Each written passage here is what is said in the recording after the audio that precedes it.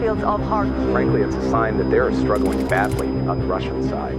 At St. George Hall, in the Kremlin, in the midst of a crisis, Russian losses are beginning to spark criticism of the Russian leader. Russian officials packed the room.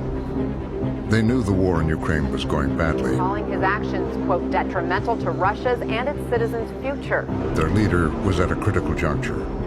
Президент Российской Федерации Владимир Владимирович Putin.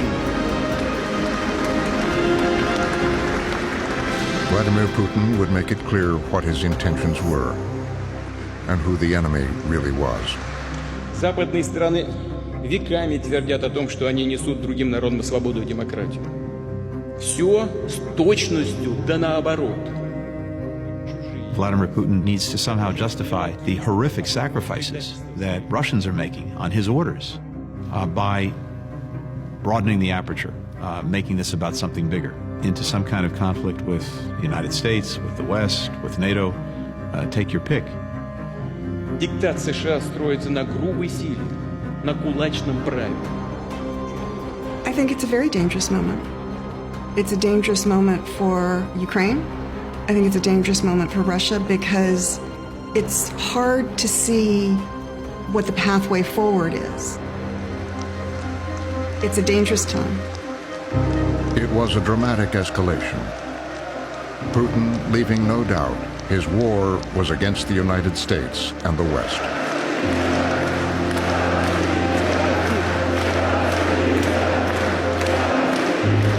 It is a war that he has been waging for years, confronting 5 American presidents on a path that has brought Russia and the United States to the brink.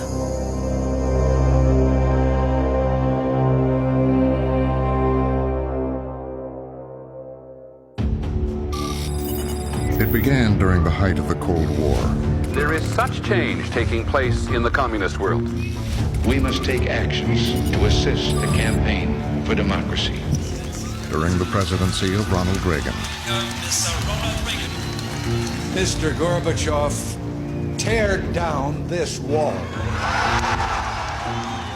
At the time, Vladimir Putin was a young KGB officer stationed in Germany, trained to fight the United States. He wasn't a professional politician. He was, in fact, a professional agent for the KGB. So he would have learned about the West in the frame of the adversary, you know, the enemy, or at least certainly all of the reasons in which there would be to be suspicious about the West. For Lieutenant Colonel Putin, the collapse of the Soviet Union, spurred on by an American president, was a defining moment. In the thousands, they are here in the tens of thousands. Here, the feeling is the end of the Cold War. You can only imagine what it must have been like as a young KGB officer. Your country disappears or is in the process of disappearing. You're there on the front lines. The Communist Party obviously will lose its raison d'etre, and so it must have been devastating. And I think that must have been a severe blow. As we celebrate Christmas, this day of peace and hope, the humiliation at the hands of the U.S. continued as the next American president, George H.W. Bush, declared the end of the Soviet era a triumph. Eastern Europe is free. The Soviet Union itself is no more. This is a victory for democracy and freedom. It's a victory for the moral force of our values.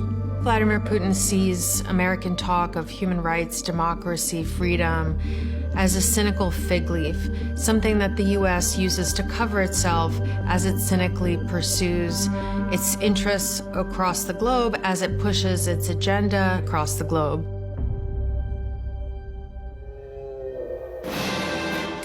Vladimir Vladimirovich Putin.